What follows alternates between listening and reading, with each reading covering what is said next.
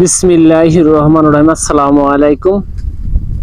আশা করি আল্লাহর রহমতে আপনারা ভালো আছেন, আমিও ভালো আছি। আমি কৃষকের বন্ধু সিদ্দিক ভাই, আপনাদেরই ভাই।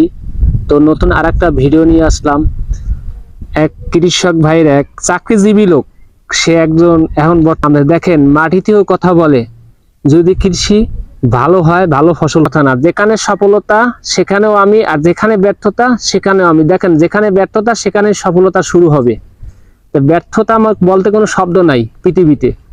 চেষ্টা করো, দেওয়ার মালিক আল্লাহ। চেষ্টা না করলে আল্লাহ পাক কোনোদিন দেবেন না, ঠিক আছে? তো দেখেন ভাইয়ের ক্ষেতটা কত সুন্দর। দেখেন এটা বাড়ির লতিরাজ 1। দেখেন আমি বারে বারে কথা বলি যে বাড়ির লতিরাজ 1, বাড়ির লতিরাজ 3, বাড়ির লতিরাজ 4, বাড়ির লতিরাজ 14, বাড়ির লতিরাজ 19, ঠিক আছে? খালি 14তে তিলা নাই, 3-এ তিলে আছে, 4-এ তিলে আছে, 19-এও তিলে আছে, 14তে বাদে। আপনারা বাংলাদেশে বর্তমানে অনেক কৃষক অনেক লোকের কাছ থেকে চারা নিয়ে কিন্তু প্রতারণা হইতে আছেন। আমাদের কাছে ফোন দিয়ে বলেন, ভাই এই লতি এই তিলা, এই দেখেন এই তিলা দেখে নিয়েছি, কিন্তু এই গাছের লতি তো বাইরে না, খালি চারা হইয়া যায়।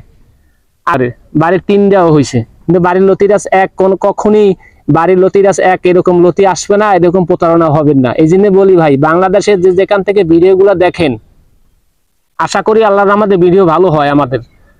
তো আজকে আসছে এক ভাই সফলতা গল্পই আগে করতে, এখন সে চাকরি করেন, এখন এই কৃষি আছে প্লাস তার দোহানও আছে।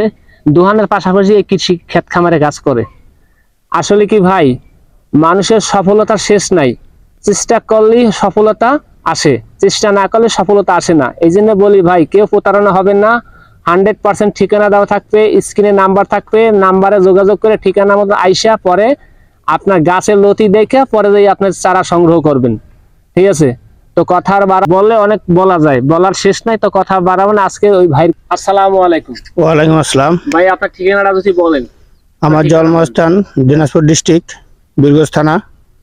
তো আমি দীর্ঘদিন ঢাকায়, আমি একজন গার্মেন্টসের প্রোডাকশন ম্যানেজার ছিলাম বেক্সমকো গ্রুপে। সো গার্মেন্টস চাকরি রিজাইন দিয়েছি। দেওয়ার পরে 1 বছর আমি শোরুমের দোকান দিয়েছিলাম, ফার্নিচারের শোরুম।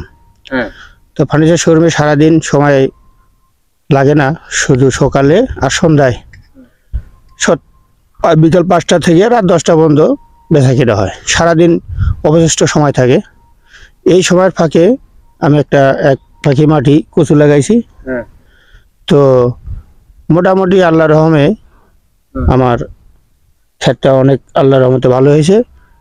এবং আসলে কি আপনি কত চাষ করছেন? বাড়ির 1 না বাড়ির 14, বাড়ি 9, 19, বাড়ির 3, কোনটা চাষ করছেন আপনি?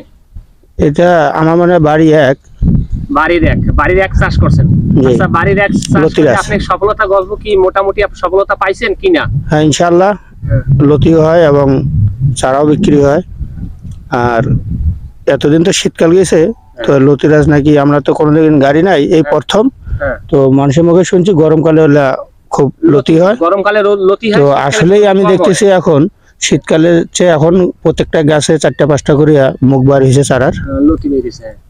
আসলে আপনার এই সফলতা গল্প যে আপনার অনেকে বলে যে কচু গাছ চাষ করে তা পায় না, আপনি কিরকম সফলতা পাইছেন? না, এটা ভুয়া কথা। যদি ক্ষেত সে পরিচালনা নিজেই দায়িত্ব নিয়ে করে, তাহলে মহান আব্বুল আলামিন কখনোই তার ব্যর্থতা দেখা দিবে না, সফলতা ছাড়া।